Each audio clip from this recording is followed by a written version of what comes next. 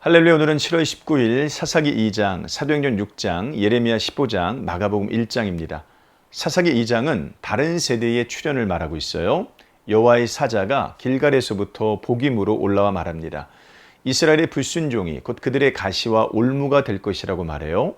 본문은 왜 이런 지경까지 이르렀는지를 설명합니다. 여호와를 알지 못하는 세대가 일어났기 때문에 그래요. 그들은 여호와를 알지 못했고 여호와께서 행하신 일도 알지 못했습니다. 그리고 바알들을 섬겼어요. 결국 불길한 말씀이 이루어졌습니다. 하나님께서 그들을 대적의 손에 넘기신 거죠. 그러나 은혜로우신 하나님은 사사를 보내셔서 그들을 구원하셨습니다. 사사기 저자는 이것이 하나의 패턴이라고 말합니다. 이스라엘이 반역합니다. 대적에게 고난을 당합니다. 이스라엘이 고통을 호소해요. 사사가 구원합니다. 사사가 죽은 후에 다시 반역합니다. 대적에게 고난을 당해요. 앞으로 본문은 하나님의 신실하심과 이스라엘의 끈질긴 반역을 대조하면서 영원한 사사의 필요성을 보여줄 것입니다. 영원한 사사는 바로 예수 그리스도 한 분밖에 없습니다. 사도행전 6장은 7지사 이야기가 나와요. 초대교회가 다시 한번 위기를 겪습니다.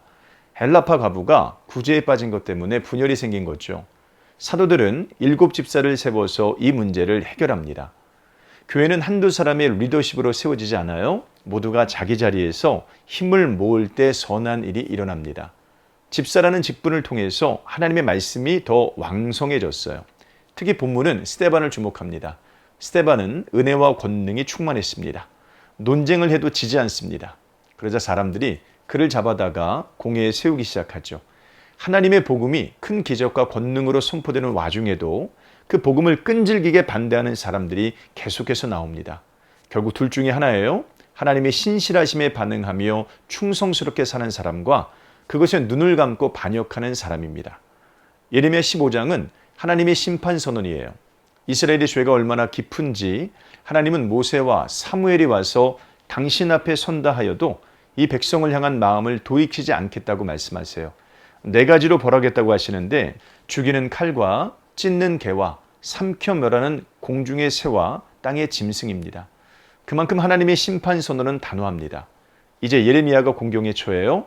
심판을 말하고 다니는 예레미야를 모든 사람들이 대적하고 있기 때문에 그래요. 그들은 심판 선언들을 듣고 돌이키기보다는 오히려 심판을 말하는 선지자를 대적하고 있습니다. 사람의 죄가 얼마나 끈질기고 집요한지 몰라요? 사사시대에 지었던 그 죄를 이스라엘은 끝없이 반복하고 있습니다.